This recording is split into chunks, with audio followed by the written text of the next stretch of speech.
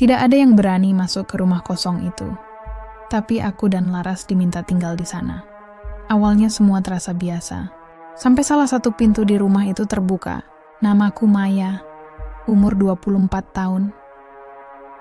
Bersama sahabatku Laras, aku mendapat tugas dari kantor untuk melakukan penelitian lapangan di sebuah desa terpencil. Kami hanya perlu tinggal selama sebulan lebih, mengumpulkan data, lalu kembali ke kota. Sederhana bukan? Setidaknya itu yang kukira. Karena tidak ada penginapan di desa, kepala desa menawarkan sebuah rumah kosong untuk kami tempati. Rumah itu katanya sudah lama tidak ditempati, tapi cukup layak pakai.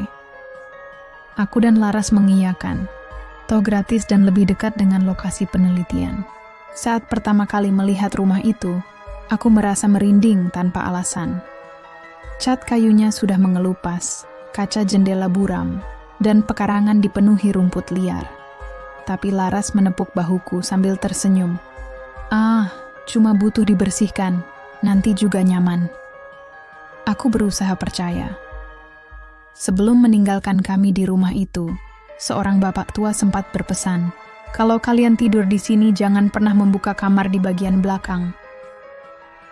Nada suaranya tenang tapi matanya serius. Aku mengangguk cepat, tidak berani bertanya lebih jauh. Laras malah tertawa dan bertanya, "Emangnya ada apa, Pak?" Dengan mata yang serius, bapak itu menatap Laras dan pergi meninggalkan mereka. Beberapa hari pertama, kami membersihkan rumah, menata barang, lalu tidur dengan tenang. Memang tidak ada yang aneh. Tapi setiap kali aku lewat lorong menuju dapur, mataku selalu tertuju pada satu pintu kayu di ujung. Warnanya lebih gelap, gagangnya berkarat. Pintu itu selalu tertutup rapat. Aku mencoba mengabaikannya, tapi entah kenapa. Rasanya seperti ada sesuatu di balik sana yang memperhatikan kami. Semua berubah pada malam keempat. Saat itu listrik mati. Kami hanya mengandalkan lampu minyak kecil. Laras pergi ke dapur mengambil air, lalu aku mendengar suara pintu berderit. Aku menyusul dan melihat Laras berdiri terpaku di lorong.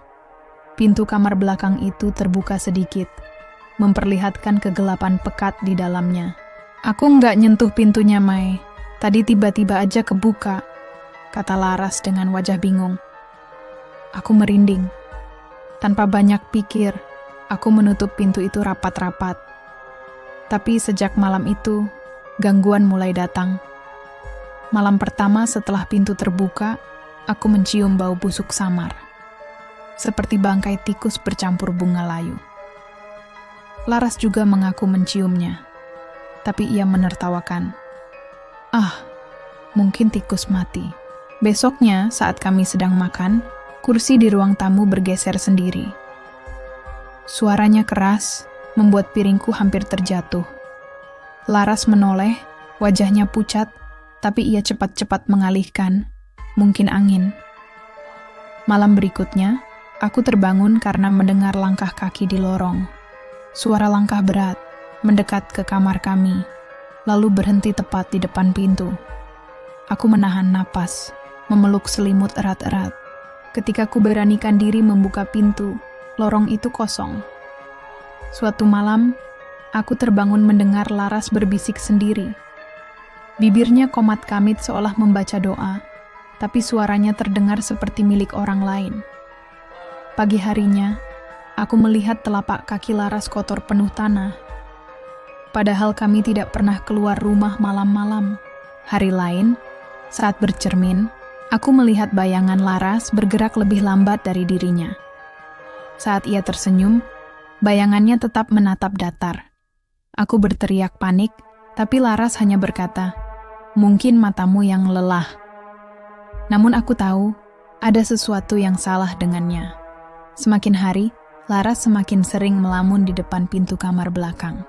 Kadang aku melihatnya berdiri di sana lama sekali, seolah mendengarkan sesuatu dari dalam kamar. Aku takut. Aku mencoba membujuknya untuk keluar dari rumah itu, tapi Laras selalu menolak. "Kita harus selesaikan penelitian, Jangan jadi penakut, Mei. Malam ke-20, aku terbangun mendengar suara pintu berderit keras. Aku menoleh dan Laras tidak ada di ranjangnya. Aku panik, lalu berlari ke lorong. Pintu kamar belakang itu terbuka lebar. Aku melihat Laras duduk di kasur tua di dalam kamar. Tubuhnya tegak, matanya kosong menatap cermin retak di dinding. "Laras, ayo keluar!" Aku menjerit, menarik tangannya. Tapi dingin sekali, seperti menyentuh es. Saat itu, aku mendengar suara berbisik dari balik cermin. Sekarang dia penjaganya. Pintu kamar menutup dengan keras. Aku terlempar keluar. Pagi harinya, aku bangun di ruang tamu. Pintu kamar belakang tertutup rapat. Aku mencari Laras ke seluruh rumah, tapi tidak menemukannya. Barang-barangnya masih ada, seolah ia tidak pernah pergi. Aku berlari ke warga, bertanya dengan panik. Tapi mereka hanya saling pandang, lalu salah satu berbisik lirih. Sekarang kamar itu sudah punya penjaga baru. Aku pulang ke kota seorang diri.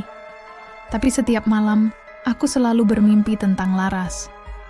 Dalam mimpi itu, ia berdiri di balik pintu kayu itu, wajahnya pucat, matanya hitam, menatapku diam.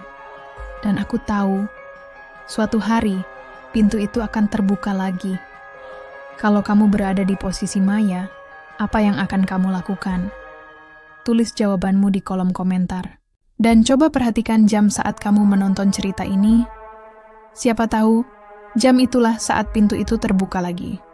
Jangan lupa like dan subscribe untuk cerita horor berikutnya. Karena mungkin besok giliranmu yang berdiri di balik pintu itu.